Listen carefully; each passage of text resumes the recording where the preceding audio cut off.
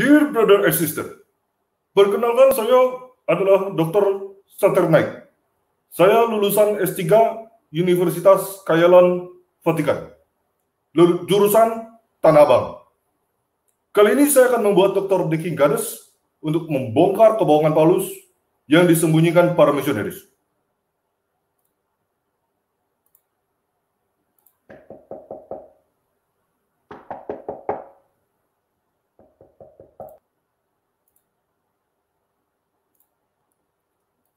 Assalamualaikum, Dr. Deki Gades.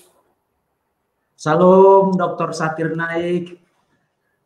Dr. Deki, kali ini saya membawa beberapa bukti bahwa Kristen adalah agama buatan Paulus. Dengan demikian, Islam adalah agama yang benar.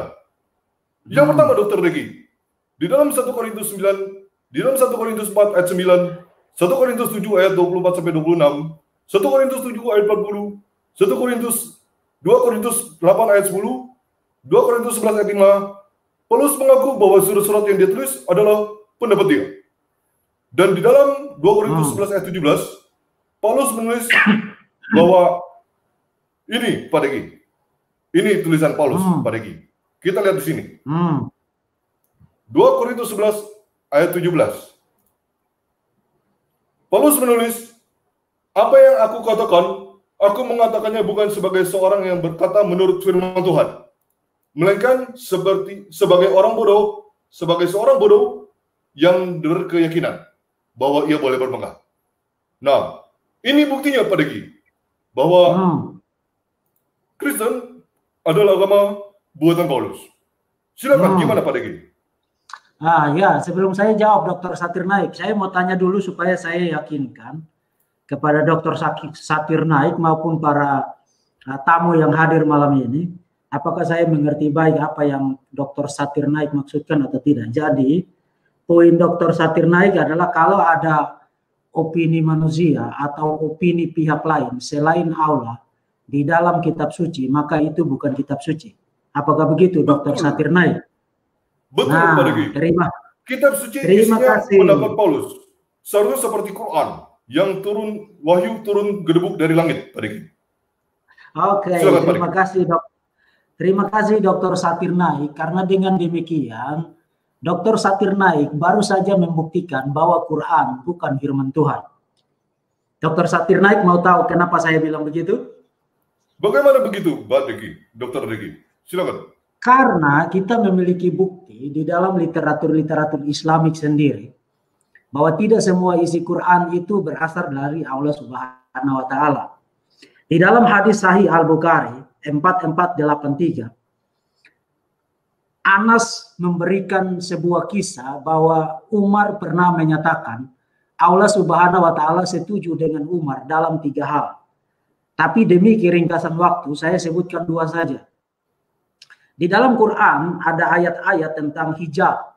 Quran surat 4 ayat 31, surat 33 ayat 59, dan juga surat 66 ayat 5 menyatakan bahwa kalau istri Muhammad memberontak, maka Allah Subhanahu wa taala akan menggantikan mereka dengan istri-istri yang jauh lebih baik dari para pemberontak itu. Nah, isi dari ayat-ayat itu tidak lain adalah apa yang Umar katakan kepada Muhammad. Dengan kata lain, Muhammad menyalin kembali apa yang dia dengar dari Umar. Kemudian itu masuk ke dalam Quran. Jadi setidaknya ayat-ayat itu bukan berasal dari Allah Subhanahu wa taala. Nah, kalau itu belum cukup, Dr. Satir Naik, saya bisa tambahkan lagi surat 19 ayat 6. Dan tidaklah kami dalam kurung Jibril turun kecuali atas perintah Tuhanmu. Miliknya segala sesuatu ada di hadapan kita dan seterusnya. Nah, Dr. Satir Naik, saya percaya dokter pernah membaca sirat Rasul Allah, betul? Dr. Satir Naik pernah membaca sirat Rasul Allah, Ibn Ishaq? Apa itu, Pak Deki? Nah, sirat Rasul Allah adalah biografi terawalnya Muhammad.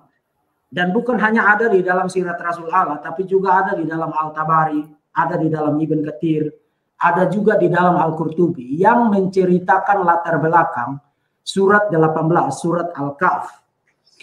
Rupanya kaum pagan di Mekah mencurigai klaim kenabian Muhammad. Jadi mereka memuji dia. meminta dia untuk membuat mujizat berkali-kali, tetapi tidak satu pun, secuil pun Muhammad tidak bisa membuat mujizat. Lalu karena mereka kasihan lihat Muhammad, maka mereka mengajukan 3 pertanyaan kepada Muhammad. Pertanyaan yang gampang sebenarnya kepada Muhammad. Mereka meminta Muhammad menjelaskan tentang para pemuda yang tiba-tiba hilang. Kemudian mereka meminta Muhammad menjelaskan tentang pengelana yang berjalan sedemikian jauh sehingga dia mencapai ujung barat dan ujung timur. Kemudian mereka bertanya tentang roh itu sebenarnya apa. Dan itulah sebabnya di dalam surat 18 ada cerita tentang The Seven Sleeper dan ada cerita tentang Alexander Zulkarnain. Nah, itu dilatar belakangi oleh pertanyaan dari kaum pagan di Mekah. Tetapi yang menarik adalah begini. Waktu mereka bertanya kepada Muhammad, Muhammad bilang besok saya akan memberikan jawaban. Ternyata setelah 15 hari Muhammad belum muncul, Muhammad belum dapat ide apa-apa. Karena menurut sirat Rasul Allah, Jibril tidak muncul memberikan jawaban kepada Muhammad selama 15 hari. Lalu pada hari ke-15, Jibril tiba-tiba muncul, kemudian Muhammad bilang begini, kamu menghilang dari saya, maka saya menjadi cemas. Dan surat 19 ayat 6 persis adalah jawaban Jibril terhadap keluhan dari Muhammad. Dengan kata lain, surat 19 ayat 6 itu bukan firman Allah, itu bukan kata-kata Allah, tapi kata-kata Jibril yang menjawab keluhan Muhammad karena tidak muncul selama 15 hari. Surat 19 ayat 6. Dan tidaklah kami, tepat sekali di dalam terjemahan Kementerian Agama itu, mereka tambahkan dalam kurung Jibril, tidaklah kami turun kecuali atas perintah Tuhanmu. Itu bukan kata-kata Allah Subhanahu wa Ta'ala. Itu adalah jawaban Jibril terhadap keluhan Muhammad karena Jibril tidak muncul selama 15 hari sehingga kaum pagan di Mekah bersungut-sungut. Muhammad menjanjikan besok dia akan bawa jawaban, tapi sudah 15 hari dia menghilang. Sebentar, Dokter Regi. Surat berapa, Dokter Regi? Surat 19 ayat 6.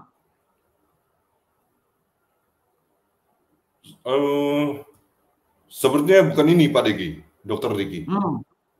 Yang mewarisi aku dan mewarisi keluarga Yakub dan jadikanlah dia ya Tuhanku seorang yang diridhoi. Ini surah 19 ayat 6. Sebentar ya, saya lihat dulu referensi. Nanti kita kembali lagi ke situ Dr. Satir Naik karena saya mungkin mencatat referensi yang salah. Tapi yang jelas ayat itu ada di situ. Jadi jawaban Jibril di dalam ayat itu kemudian masuk ke dalam Quran, dan tidaklah kami Jibril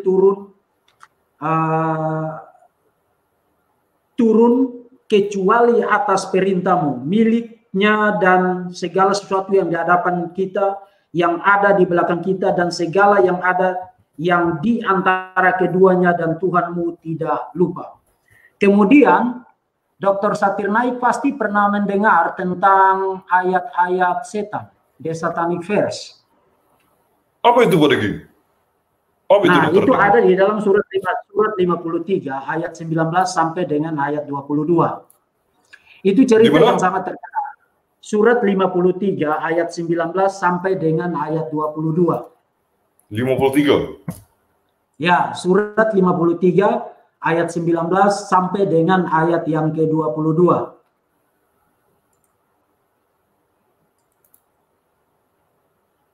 Tolong Dr. Satir Naik membacakan itu supaya kita sama-sama bisa menyimak isinya. Al-Quran surah 53 ayat 19 sampai 22. Maka apakah patut kamu dalam kurung orang-orang musyrik menganggap berhala Al-Lata dan Al-Uzza dan Manat? Yang ketiga, yang dalam kurung yang kemudian sebagai anak perempuan Allah. Apakah pantas untuk kamu yang laki-laki dan untuknya yang perempuan? Yang demikian itu tentulah suatu pembagian yang tidak adil. Oke, Dr. Satir Naik, sebelum saya bahas tentang itu, tadi bukan 19 ayat 6, tapi 19 ayat 64. Apakah Dr. Satir Naik bisa tampilkan ayat itu?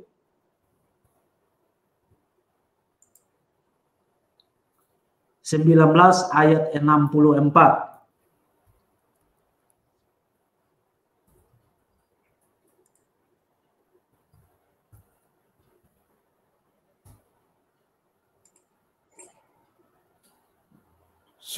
ayat 64. Dan tidaklah kami dalam kurung Jibril turun kecuali atas perintah Tuhanmu. Miliknya segala yang ada di hadapan kami, yang ada di belakang kami, dan segala yang ada di antara keduanya. Dan Tuhanmu tidak akan lupa. Nah, kalimat yang pertama, dan tidaklah kami turun kecuali atas perintah Tuhanmu, itu adalah jawaban Jibril. Jadi itu bukan kata-kata Allah Subhanahu wa Ta'ala yang dikirim dari surga, dari isi Quran yang kalian percaya ada dalam tablet di surga itu untuk disampaikan kepada Muhammad. Tapi itu adalah jawaban dari Jibril terhadap keluhan Muhammad, karena 15 hari Jibril tidak muncul membawa jawaban terhadap pertanyaan dari orang-orang kafir di Mekah. Jadi saya tidak berbohong kan, Dr. Satir Naik? Tapi Jibril itu kan Roh Kudus. Ya, tapi Anda percaya bahwa isi Quran itu semuanya berasal dari Allah Subhanahu wa Ta'ala. Bukan berasal dari Jibril. Jibril itu hanya semacam mailman, tukang pos yang tugasnya mengantarkan pesan, mengantarkan wahyu dari Allah Subhanahu wa Ta'ala diturunkan kepada Muhammad. Betul, Dr. Satir Naik? Ini pasti salah, Dr. Deki. Ini ada tanda kurungnya, Dr. Deki. Ini siapa yang tulis ini? Siapa yang kasih ini, dokter, dalam tanda kurung ini? Ini pasti salah ini. Nanti Dr. Satir Naik silakan telepon Kemenak RI yang membuat terjemahan itu. Itu bukan terjemahan saya, Dr. Satir Naik. Astagfirullah. Memang kami di sini, Dr. Satir Naik, kami itu sangat suka dengan tanda kurung. Yang tidak ada di dalam teks pun kami taruh di dalam tanda kurung. Maka kami terkenal dengan sebutan umat tanda kurung. Astagfirullah. Ini tidak boleh ini. Masa kita isi tambah tanda dalam kurung seperti ini? Ya, mungkin Dr. Satir Naik perlu menelpon Allah Subhanahu wa Ta'ala supaya mendiskon 72 bidadari itu menjadi 50 saja. Astagfirullah. Oke, kita lanjutkan dengan The Satanic Verse yang tadi saya sebutkan, Dr. Satir Naik. Sorry, saya lupa nama Anda, Dr. Satir Naik, karena kami biasa mengingat Dr. Jakar Naik. Nah, Dr. Satir Naik, Quran surat 53 ayat 19 sampai 22 menyebutkan mengenai 3 putri dari Aula, Al-Usa, Al-Manat yang adalah para perantara yang bertugas mengantarkan atau membuat intersesi, membuat syafaat, mengantarkan doa atau harapan atau meminta ampun. Orang berdoa kepada Allah melalui para perantara itu. Dan anak-anak dari Allah itu berbentuk burung. Nah, Muhammad sangat ingin untuk menyatukan kaum pagan di sana. Lalu dia meresitasi ayat-ayat yang terkenal dengan sebutan The Satanic Verse, yang ternyata kemudian setelah dia resitasi ayat-ayat itu, Jibril datang dan mengatakan kepada Muhammad bahwa itu bukan dari Allah, tapi setan sendiri yang telah menipu Muhammad, sehingga Muhammad melafalkan atau meresitasi ayat-ayat itu. Dengan kata lain, Muhammad tidak bisa membedakan antara wahyu dari Allah dan wahyu dari setan. Dan bayangkan kalau Muhammad tidak bisa membedakan antara wahyu dari Allah dan wahyu dari setan untuk ayat-ayat itu, maka efek dominonya adalah bagian mana lagi yang sebenarnya merupakan wahyu dari setan, bukan wahyu dari Allah. Karena telah terbukti di dalam sejarah, tercatat di dalam sumber-sumber Islamik sendiri, bahwa Muhammad melafalkan, menghafalkan, mengucapkan ayat-ayat yang tidak datang dari Allah, tapi datang dari setan. Datang dari setan. Jadi kalau Dr. Jakir Naik atau Satir Naik? Satir Naik. Saya Dr. Satir Naik. Saya abangnya Dr. Satir Naik. Oke, jadi kalau Dr. Satir Naik benar bahwa sebuah kitab suci harus melulu isinya berasal dari Allah, lalu itu dihantar melalui mailman dan tiba di bumi kepada penerimanya, artinya tidak ada keterlibatan manusia atau pihak lain sama sekali di dalam kitab suci itu, Maka Dr. Zakir Naik baru saja menyatakan bahwa Quran tidak bisa disebut sebagai firman Allah. Karena di dalam Quran bercampur antara kata-kata Allah dan kata-kata dari Umar, dan kata-kata dari Jibril, dan kata-kata dari setan. Astagfirullah. Apakah Dr. Zakir Naik bisa melihat? Dr. Ricky, jangan memfitnah sembarangan, Dr. Ricky. Jangan ngegas, Dr. Zakir Naik. Jangan ngegas. Di Indonesia Dr. orang tidak Ricky, boleh ngegas. Sembarangan, Dr. Ricky. Dr. Ricky, ini tuduhan. Ini fitnah. Muhammad adalah Nabi, Dr. Ricky. Nabi pasti benar, Dr. Ricky. Kalau Nabi Nabi pasti benar, Dr. Ricky. Bagaimana itu bisa merupakan sebuah fitnah kalau yang tadi saya sampaikan itu persis berasal dari sumber-sumber Islami sendiri. Saya tidak menciptakan apa-apa pun di situ. Semua yang saya kutip itu dari Sahih Al-Bukhari, dari Sirat Rasul Allah, dari Al-Tabri, dari Al-Qurtubi, dari Ibn Katsir, dari Quran. Saya tidak menambahkan dan menciptakan apa-apa pun di situ. Saya hanya membaca, kemudian menyampaikan kesimpulan dan implikasi-implikasi yang jelas dari apa yang tercatat di dalam sumber-sumber Islami. Jadi minta maaf Dr. Zakir Naik, saya tidak memfitnah, saya hanya membaca dan menyampaikan implikasi dan kesimpulan dari isi sumber-sumber Islamik sendiri. Dr. Ricky, masalahnya itu Dr. Ricky yang membaca, bukan Ustadz kami. Kalau Ustadz kami tidak pernah baca itu pada kami, Dr. Ricky. Jadi ini pasti akal-akalan Dr. Ricky. Nah, saya tidak tahu kenapa Ustadzmu tidak pernah bacakan itu bagi Dr. Zakir Naik. Saya tidak tahu kenapa dia tidak bacakan itu. Apakah karena dia tidak tahu, tidak pernah mengambil waktu untuk membaca sumber-sumber itu, atau dia tahu tapi dia tidak ingin supaya Dr. Zakir Naik tahu. Dengan kata lain, kalau dia tidak pernah baca sumber-sumber itu, tapi mengaku sebagai pengkhutbah, mengaku sebagai syekh, mengaku sebagai ustadz, mengaku sebagai pengajar Islami, berarti dia perlu belajar lagi. Tapi kalau dia tahu, tapi dia tidak ingin Dr. Zakir Naik tahu, berarti dia bukan hanya penipu, tapi dia ingin supaya Dr. Zakir Naik tetap goblok. Dan saya yakin yang terakhirlah yang benar. Dia ingin supaya Dr. Zakir Naik tetap bodoh, tetap goblok. Itu sebabnya dia tahu, tapi dia tidak kasih tahu isi dari sumber-sumber Islamik itu. Tidak mungkin Dr. Ricky. Karena Dr. Ricky adalah pengikut Paulus. Ini buktinya, kita coba baca. Coba kita baca sekarang. Di 2 Korintus 12 ayat 16. Mari kita baca Dr. Ricky. Silakan. Baiklah, aku sendiri tidak merupakan suatu beban bagimu. Tetapi kamu mengatakan, dalam kelicikanku, aku telah menjerat kamu dengan tipu daya. Nah, karena Dr. Ricky adalah pengikut Paulus, jadi ini pasti tipu daya Dr. Ricky. Jadi Paulus adalah Dr. Ricky. Jadi Paulus menurut Dr. Zakir Naik adalah penipu, begitu. Orang yang sangat licik, Dr. Ricky. Di sini lihat Dr. Ricky. Dalam kelicikan Paulus telah menjerat Dr. Ricky dengan tipu daya. Jadi kalau Paulus penipu dan menjerat dengan licik dan penuh tipu daya, maka Paulus tidak bisa dipercaya. Dengan kata lain, kalau orang itu penipu, penuh tipu daya dan licik, maka dia tidak bisa dipercaya. Betul? Betul, Dr. Ricky.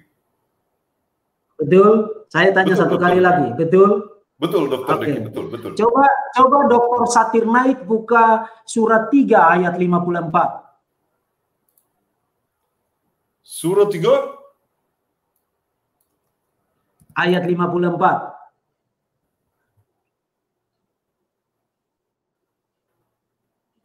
Dan mereka dalam kurung orang-orang kafir membuat tipu daya. Maka Allah pun membalas tipu daya. Dan Allah sebaik-baiknya pembalas tipu daya. Ini Dr. Zakir Naik. Nah, mas saya bisa sebutkan banyak ayat lain, tapi supaya kita tidak panjang-panjang. Saya sebutkan saja referensinya. Surat 3 ayat 54, surat 7 ayat 99, surat 8 ayat 10, surat 10 ayat 21, surat 13 ayat 42 bicara hal yang sama. Allah Subhanahu wa Ta'ala mengaku sebagai the best of deceivers. Apa itu artinya Dr. Deki? Nah, the best of deceivers itu berarti penipu terulung. Jadi kira-kira begini, Dr. Zakir Naik. Dr. Zakir Naik pernah kenal enggak ada orang yang penipu yang paling Dr. Zakir Naik tidak suka di dalam dunia ini? Ada? Paulus. Disebutkan satu nama. Paulus. Nah, kalau Paulus adalah penipu yang paling Dr. Zakir Naik tidak suka, maka menurut ayat-ayat Quranik tadi, Allah Subhanahu wa Ta'ala lebih lagi daripada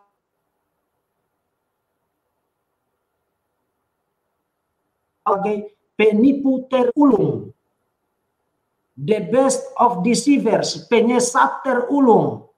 Nah, Dr. Zakir Naik, kalau Paulus tidak dipercaya, karena menurut Dr. Zakir Naik, Paulus itu penipu, penuh tipu daya dan licik, maka bukankah jauh lebih tidak bisa dipercaya Allah Subhanahu wa Ta'ala? Tapi bukan hanya itu. Cuma membalas Dr. Deki. Allah cuma membalas tipu daya, Dr. Deki. Nah, tapi di bagian selanjutnya dikatakan, dan Allah adalah the best of deceiver. Dan Allah, dalam kalau ikuti terjemahan Kemenak RI, Allah sebaik-baiknya pembalas tipu daya. Dan coba di dalam ayat yang lain, Surat 7 ayat 99.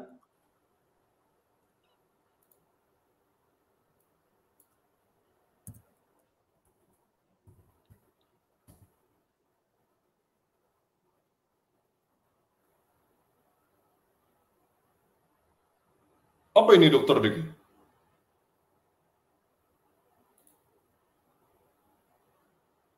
Surat 8 ayat 10.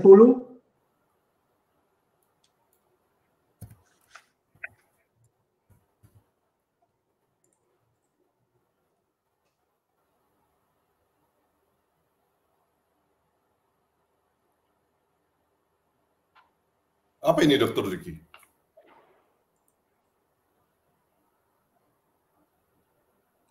Sepuluh ayat 21, 13 ayat 42. 10 ayat 21.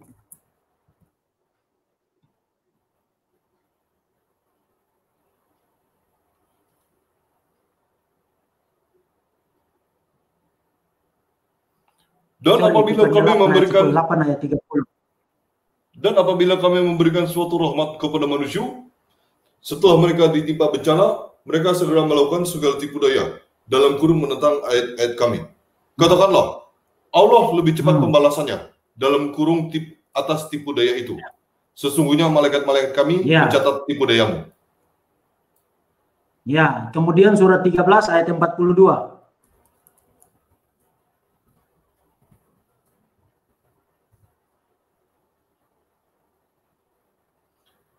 Dan sesungguhnya orang sebelum mereka dalam kurung kafir Makkah telah mengadakan tipu daya. Tetapi semua tipu daya itu dalam kekuasaan Allah. Dia mengetahui apa yang diusahakan oleh setiap orang. Dan orang yang ingkar kepada Tuhan akan mengetahui untuk siapa tempat kesudahan. Dalam kurung yang baik.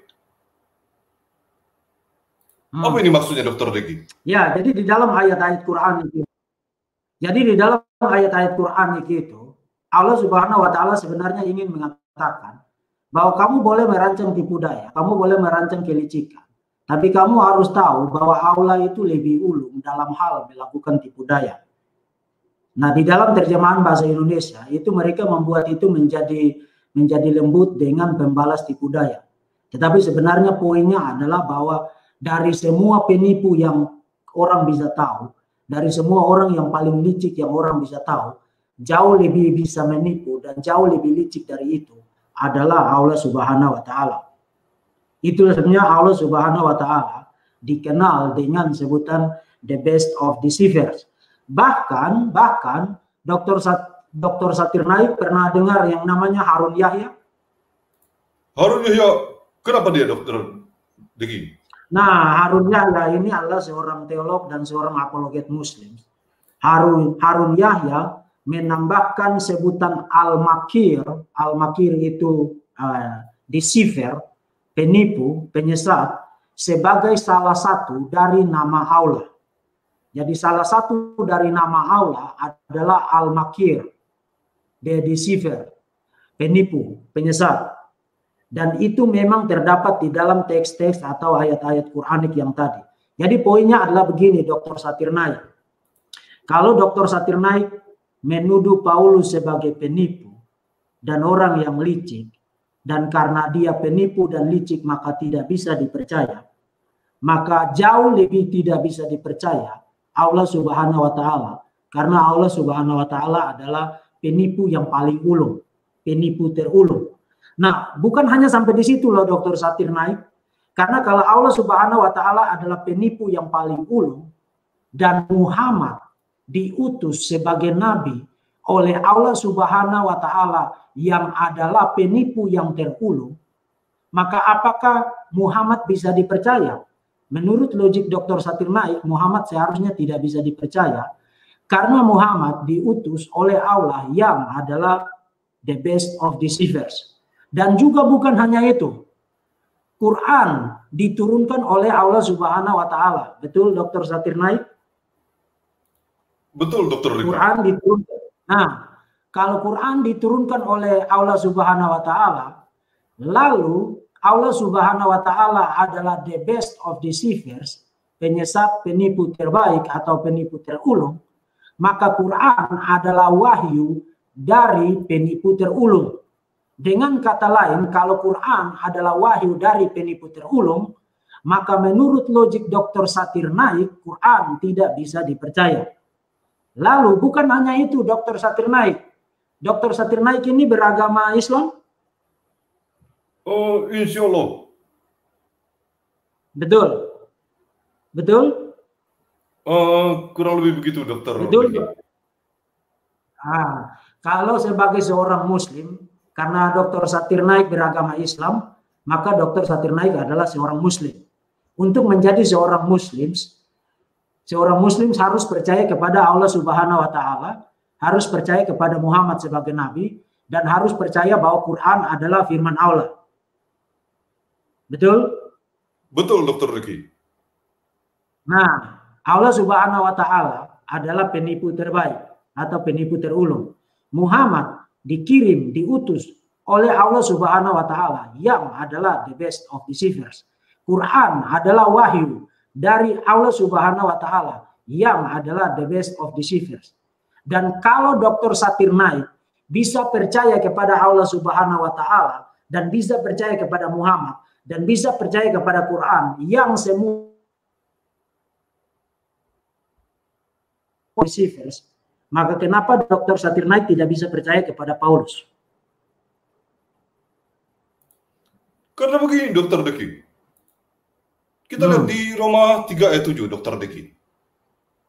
Ayo kita baca sama-sama, Dr. Deki.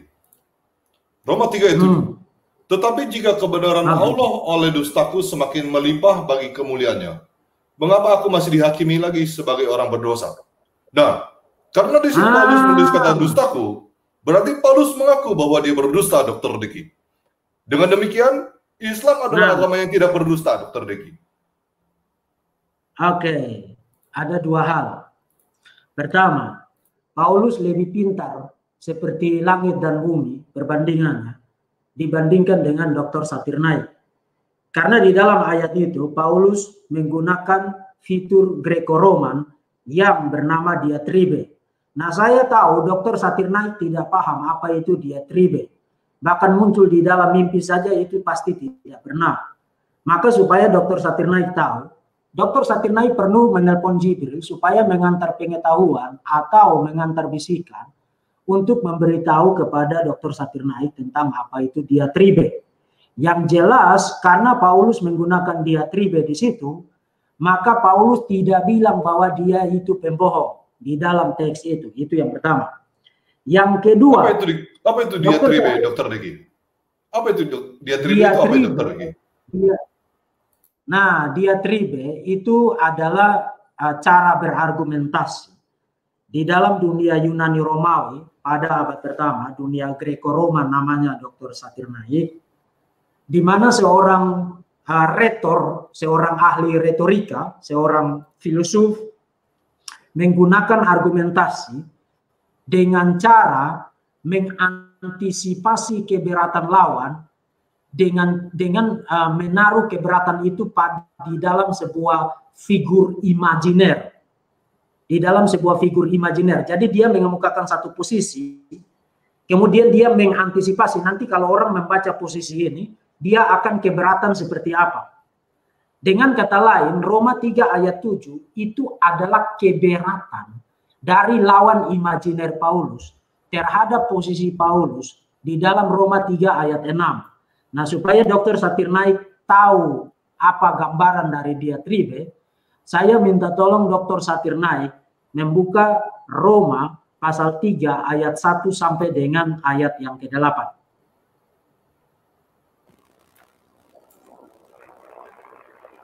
Ya, sudah Dr. Regi. Oke. Bisa baca ayat yang pertama? Jika demikian, apa kelebihan orang Yahudi dan apakah gunanya sunat? Nah, itu adalah diatribe yang pertama. Jadi Paulus sudah mengemukakan tentang di dalam sesi perikop sebelumnya. Paulus berargumentasi bahwa semua orang itu telah berdosa. Sebentar, Dr. Deki. Dr. Deki, suaranya kecil sekali, Dr. Deki. Bisa? Oke, saya refresh lagi. Tes. Masih kecil, Dr. Deki. Masih? Masih kecil. Tidak terdengar, Dr. Deki. Oke. Saya refresh lagi. Bisa dicopot, Dr. Deki? Coba hands-free-nya dicopot dulu, bentar.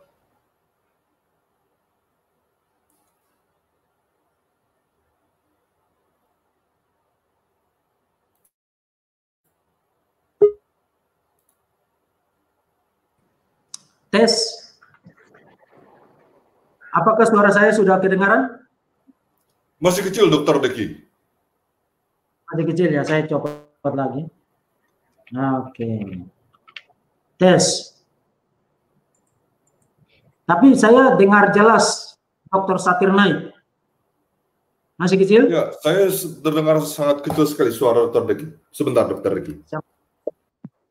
Tapi suara Dr. Satir Naik kedengaran jelas di saya. Oke, sudah selesai. Ya, sudah bagus. Oke, sudah bagus. Nah, ayat 1 itu adalah diatribe yang pertama. Diatribe itu adalah keberatan dari lawan imajiner terhadap posisi Paulus di bagian sebelumnya. Jadi argumen Paulus adalah semua orang itu sama di hadapan Tuhan. Mereka harus bertanggung jawab kepada Tuhan karena semua orang telah berdosa. Maka keberatan dari lawan imajiner itu adalah kalau begitu, apa kelebihan orang Yahudi? Nah, kenapa pertanyaan ini penting? Penting karena di dalam sejarah keselamatan, ingat orang-orang Yahudi adalah orang-orang pilihan. Jadi kalau Paulus berargumentasi bahwa semua orang itu sama dan harus bertanggung jawab atas dosa mereka kepada Tuhan, maka keberatannya adalah kalau begitu apa kelebihan orang-orang Yahudi? Lalu Paulus menjawab keberatan itu di ayat yang kedua. Banyak sekali dan di dalam segala hal pertama-tama sebab kepada mereka lah dipercayakan firman Allah. Itu adalah posisi Paulus. Lalu diatribe yang kedua muncul di ayat yang ketiga. Jadi bagaimana jika di antara mereka ada yang tidak setia? Dapatkah ketidaksetiaan itu membatalkan kesetiaan Allah? Jawaban Paulus ada di ayat keempat. Sekali-kali tidak. Sebaliknya Allah adalah benar dan semua manusia adalah pembohong. Seperti ada tertulis, supaya engkau ternyata benar dalam segala firman-Mu dan menang jika engkau dihakimi. Lalu di ayat yang kelima, itu diatribe yang ketiga. Tetapi jika ketidakbenaran kita menunjukkan kebenaran Allah, maka pertanyaannya adalah, apa yang akan kita katakan? Tidak adilkah Allah? Aku berkata sebagai manusia, jika ia menampakkan murkanya. Lalu jawaban Paulus di ayat ke-6 terhadap keberatan di ayat yang kelima. Sekali-kali tidak. Andaikan demikian, bagaimanakah Allah dapat menghakimi dunia? Lalu diatribe yang keempat di ayat yang ke-7. Tetapi jika kebenaran Allah oleh dustaku semakin melimpah sebagai kemuliaannya, kenapa aku masih dihakimi lagi sebagai orang berdosa? Lalu Paulus menjawab di ayat yang ke-8. Bukankah tidak benar fitnahan orang yang mengatakan bahwa kita berkata marilah kita berbuat jahat supaya yang baik timbul daripadanya, orang yang semacam itu sudah selayaknya mendapat hukuman. Jadi ayat pertama, ayat ketiga, ayat kelima, ayat ketujuh itu bukan posisi Paulus, tapi keberatan dari lawan imajiner terhadap posisi Paulus. Jadi itu adalah semacam dialog imajiner, argumen dengan lawan imajiner terhadap poin Paulus bahwa semua orang itu bertanggung jawab atas dosa mereka dan patut dihukum. Itu yang disebut dengan diatribe Dr. Satirnaik. Jadi maksudnya Dr. Deki ini adalah tanya jawab begitu, betul Dr. Deki? Yes, bukan hanya tanya jawab tapi argumen dengan lawan imajiner yang dikemukakan dalam bentuk pertanyaan dan dalam bentuk jawaban, atau dalam bentuk keberatan dan dalam bentuk jawaban terhadap keberatan. Itu yang namanya argumen diatribe atau retorika diatribe. Itu sangat terkenal di dalam dunia Yunani Romawi. Para filsuf, para ahli retorika menggunakan cara argumen semacam ini. Jadi itu membuktikan bahwa Paulus adalah seorang scholar, seorang sarjana yang sangat baik mengenal ilmu argumentasi terbaik pada zamannya. Dan dia menggunakan fitur cara berargumentasi ini di dalam surat Roma, termasuk juga di dalam surat Galatia. Tapi kita tidak ada waktu untuk melihat itu semua satu persatu. Nah, itu poin saya yang pertama. Tapi saya mau tanya dulu, apakah Sebentar, Dokter Regi. Jadi maksudnya yang Roma 3 ayat 7 ini bukan maksudnya Paulus mengaku bahwa dia berdusta, Dokter Regi. Tapi ada orang lain, kalau ada orang lain bertanya, kalau ada orang lain yang bertanya, begitu ya? Paulus menggunakan kata ganti orang pertama untuk membuat diskusi imajiner itu menjadi hidup dan dinamik. Tetapi semua orang yang mengerti tentang diatribe langsung tahu bahwa ayat 1, ayat 3, ayat 5, ayat 7 itu adalah keberatan dari lawan imajiner Paulus terhadap posisi Paulus. Jadi ayat 2, ayat 4, ayat 6, ayat 8 adalah jawaban dari Paulus yang mewakili posisi Paulus. Jadi kalau kutip dari ayat 1, kutip dari ayat 3, kutip dari ayat 5, kutip dari ayat 7 untuk bilang bahwa Paulus berpandangan demikian, itu berarti orang yang ngutip begitu tidak paham tentang apa yang disebut dengan diatribe dan membuktikan bahwa dia tidak mengerti apa-apa tentang Alkitab dan tentang Paulus dan tentang dunia Yunani Romawi pada abad pertama.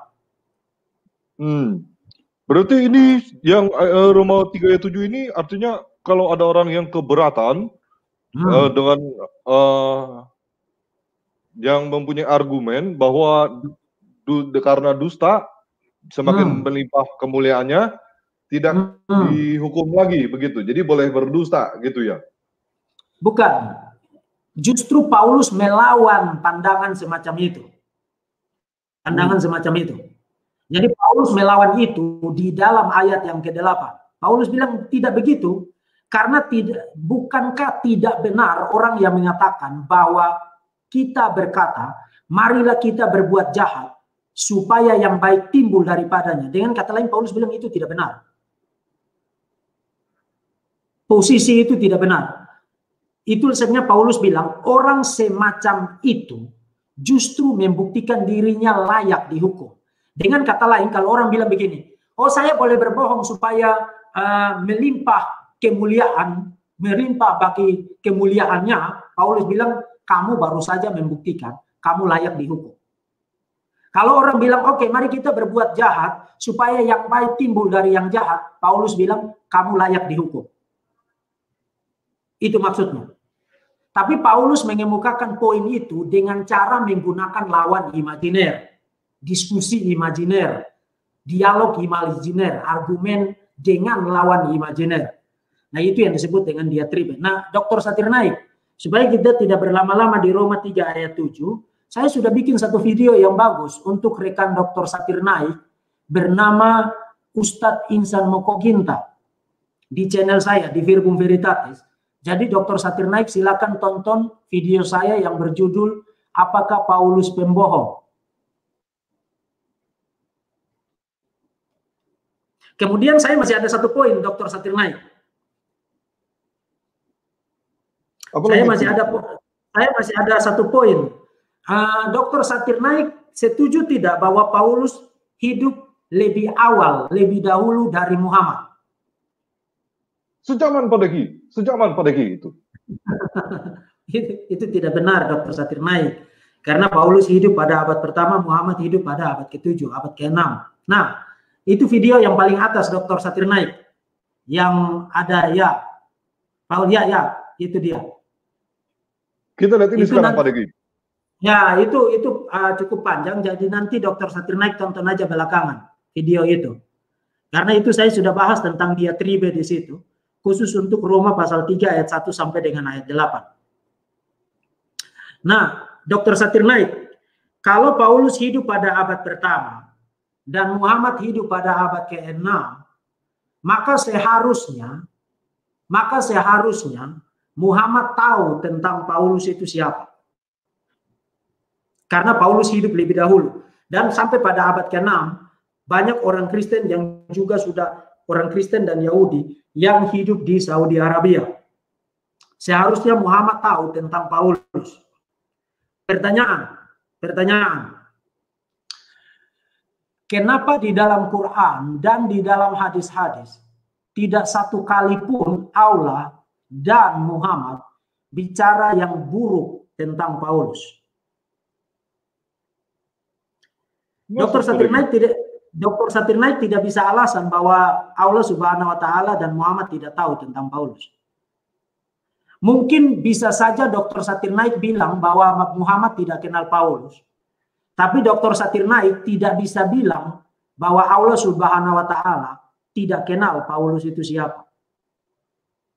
Tapi di dalam Quran tidak satu kali pun Allah Subhanahu wa Ta'ala mengkritik Paulus, apalagi menyebut Paulus sebagai pembohong. Maka hanya ada dua kemungkinan. Dia tahu bahwa Paulus pembohong, tapi dia tidak peduli terhadap Paulus.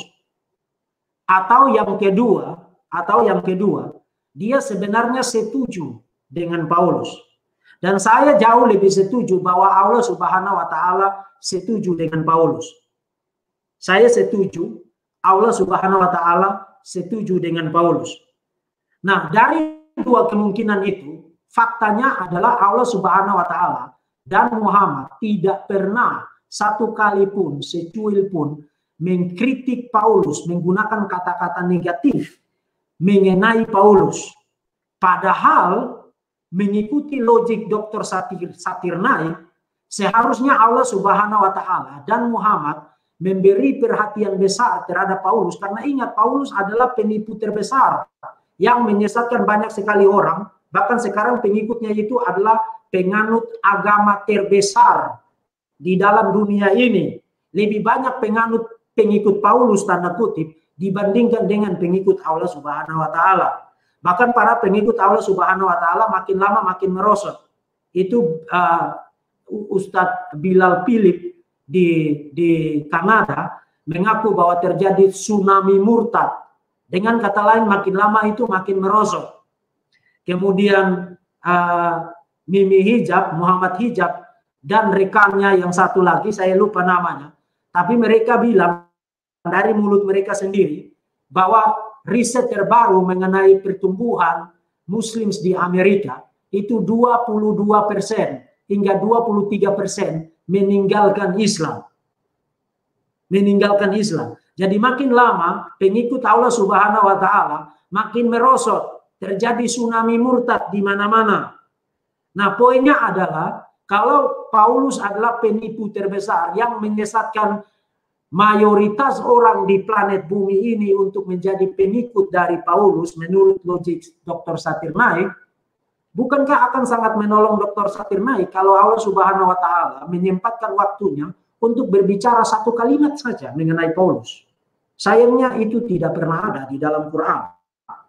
Dengan kata lain, kalau hari ini Dr. Satir Naik sibuk menuduh-nuduh Paulus sebagai pembohong, sibuk menyerang Paulus, sibuk menyatakan bahwa kekristenan adalah agama Paulus, itu hanya menunjukkan bahwa Dr. Zakir Naik perlu dinobatkan untuk menggantikan Allah Subhanahu wa Ta'ala, karena terbukti Dr. Zakir Naik jauh lebih pintar dan jauh lebih tahu tentang Paulus dan jauh lebih peduli tentang penyesatan Paulus ketimbang Allah Subhanahu wa Ta'ala.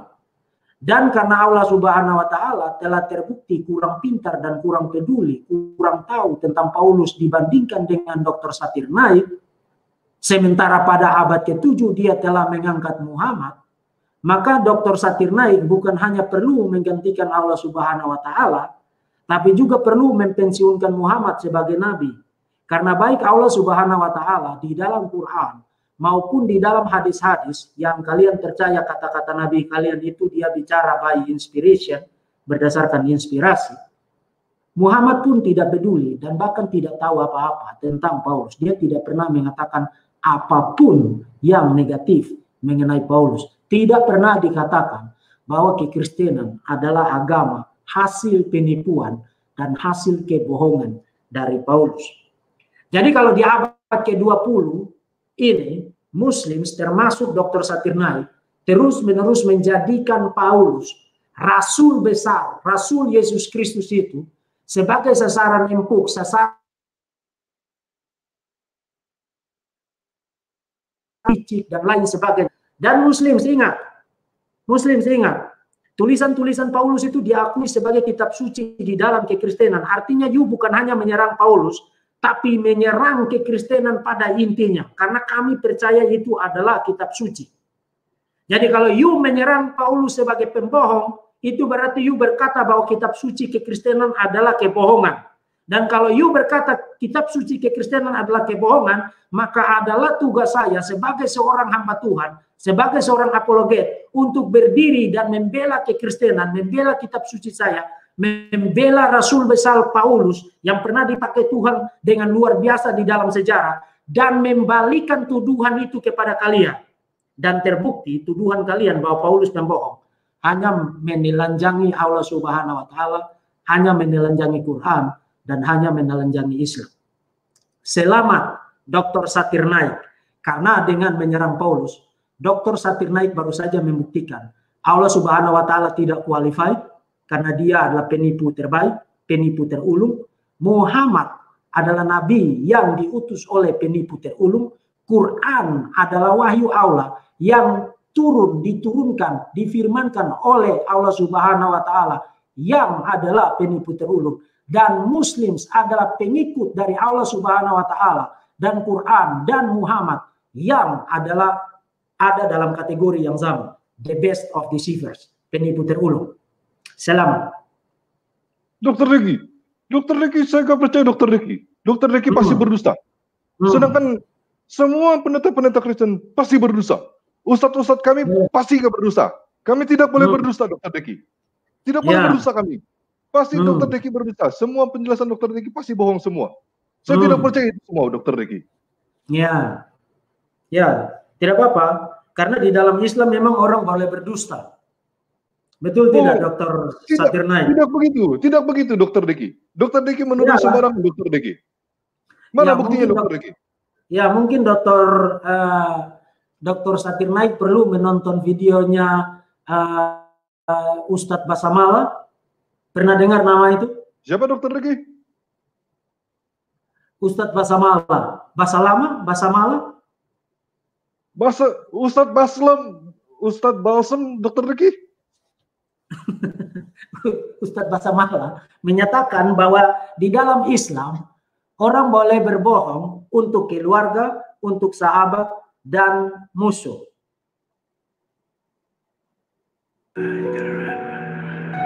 Bukan 2, 3 dibolehkan dusta dalam Islam. Dalam peperangan, kalau musuh tangkap, antum ditawan lalu ditanya, berapa jumlah pasukan Islam? 1 juta. Padahal sebenarnya cuma 1000. Kemudian yang kedua adalah memperbaiki 2 orang yang sedang bertengkar. Si A, si B lagi bertengkar, lalu kita datang kepada si A. Sebenarnya si B itu merasa bersalah. Cuma dia lebih tua, dia nggak mau mulai minta maaf. Padahal si B nggak bilang itu. Ini dibolehkan, satu bayin namanya, memperbaiki 2 orang. Yang ketiga, pujian suami istri satu sama yang lain. Jadi bukan cuma istri, suami juga begitu. Di Islam ada taqiyah. Tapi di dalam kita itu taqiyah kepada penguasa yang kafir. Yang membahayakan apabila kita tidak mengikuti dia punya omongan, membahayakan diri kita. Itu bisa digunakan. Syiah sebenarnya sama. Karena Syiah itu menganggap kita kafir. Karena Syiah itu menganggap kita kafir.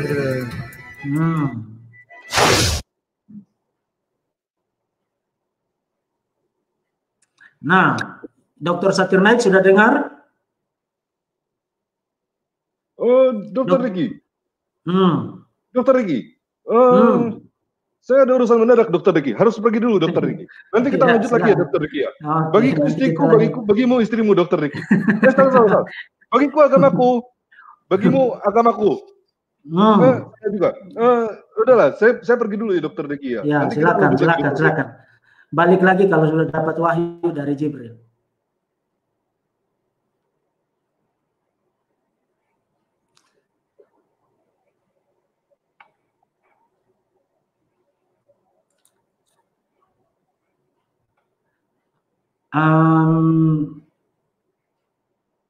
Halo?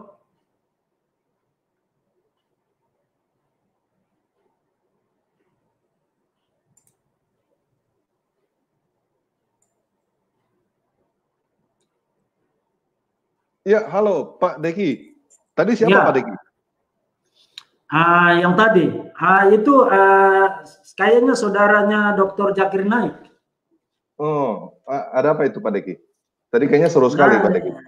Seru, karena dia tiba-tiba masuk ke kantor saya, ketok, kemudian dia bombardir saya dengan tuduhan-tuduhan mengenai Paulus pembohong, Paulus licik, Paulus pendusta, sehingga menggunakan tipu daya dan lain sebagainya, ingin mengatakan bahwa kekristenan itu adalah hasil ciptaan Paulus yang terbentuk oleh karena Paulus berhasil menipu orang-orang. Jadi kalau sekarang kita jadi Kristen, itu berarti kita adalah pengikut dari Paulus yang adalah seorang penipu. Jadi saya sudah kasih dia bayaran yang seharusnya dan dia sudah pulang. Mungkin dia sedang dalam perjalanan mengendarai burak atau mengendarai keledai kembali ke tempat asalnya. Oke. Jadi kita gimana Pak Deki? Hari ini apakah Pak Deki sehat? Ya sehat. Cuman tadi saya jam berapa tadi saya sempat live. Jadi saya sudah agak lelah hari ini. Oke. Kalau gitu saya balik dulu ya Pak Deki. Oke, silakan. Selamat tinggal teman-teman semua. Yesus Kristus penguasa kita memberkati.